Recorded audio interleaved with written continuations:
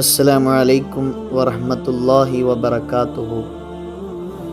ബിസ്മില്ലാ വൽഹംദുലില്ലാ വസ്സലാത്തു വസ്സലാമു അലാ റസൂലില്ലാ വഅലാ ആലിഹി വസഹ്ബിഹി അജ്മഈൻ. അമ്മാ ബഅദ്. മുത്തുനബി സല്ലല്ലാഹു അലൈഹി വസല്ലമ തങ്ങൾ പറയുന്നു, ലാ യുഅ്മിനു അഹദുക്കും ഹത്താ അകൂന അഹബ്ബ ഇലൈഹി മിൻ വാലിദിഹി വവുൽദിഹി വന്നാസി അജ്മഈൻ.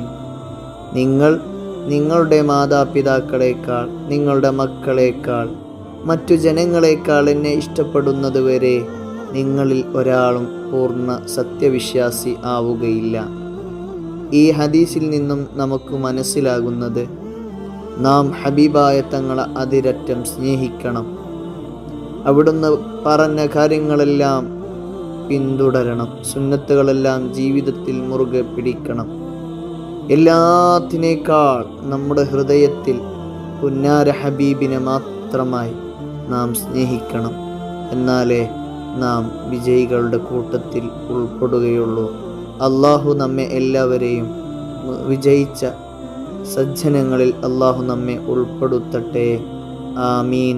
അസ്സലാമു അലൈക്കും വറഹ്മത്തുള്ളാഹി വബറകാതുഹു.